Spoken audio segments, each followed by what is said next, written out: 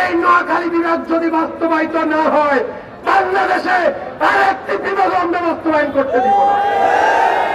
বাস্তবসম্মত একটা বিভাগের জন্য আমাকে রক্ত দিতে হবে কেন? কেন দিতে হবে রক্ত? রক্ত শেখ হাসিনাকে বিতাড়িত করার জন্য আমরা রক্ত দিয়েছি। এই বিভাগ বাস্তবায়নের জন্য রক্ত দিতে হবে না। এই বিভাগ বাস্তবায়নের জন্য যদি কেউ প্রতিবন্ধকতা করে, কেউ ষড়যন্ত্র করে, তাদেরকে উৎখাত করা হবে। এই জুলাই সনদে নোয়াখালীকে উপেক্ষা করে কুমিল্লা বিভাগের নাম অন্তর্ভুক্ত করা হয়েছে।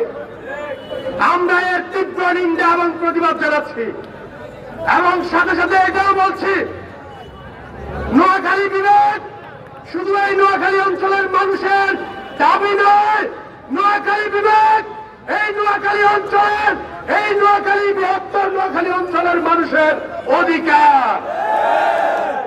সংগ্রামী সাথী বন্ধুগণ, প্রিয় নোয়াখালীবাসী, এই নোয়াখালী বিভাগ আরো আগেই হয়ে যেত যদি এই বৃহত্তর নোয়াখালীর যে কেন্দ্রীয় নেতৃবৃন্দ ছিল, এরা যদি নোয়াখালীর বিষয়ে অতীতে সোচ্চার থাকত, তারা আরো আগে এই নোয়াখালী বিভাগ হতো।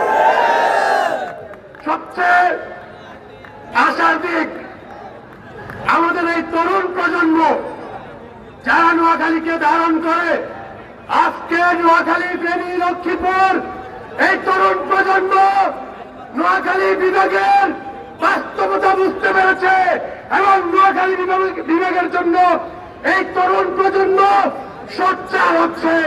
এবং এই তরুণ প্রজন্মের সাথে আমাদের সামনে দাঁড়িয়ে থাকা যে আমাদের অগ্রজ ভাইয়েরা, তারা আজকে একাত্মতা পোষণ করছে।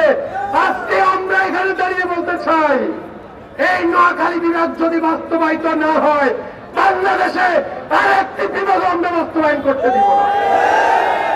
আজকে আমাদের অনেকেই স্লোগান দিয়েছেন, রক্ত লাগলে রক্ত দে, নোয়াখালী বিভাগ দে। আরে ভাই, এই বাস্তবসম্মত একটা বিভাগের জন্য আমাকে রক্ত দিতে হবে কেন? কেন দিতে হবে রক্ত? রক্ত শেখ হাসিনাকে বিতাড়িত করার জন্য আমরা রক্ত দিয়েছি। এই বিভাগ বাস্তবায়নের জন্য রক্ত দিতে হবে না। এই বিভাগ বাস্তবায়নের জন্য যদি কেউ প্রতিবন্ধকতা করে, কেউ ষড়যন্ত্র করে, তাদেরকে উৎখাত করা হবে।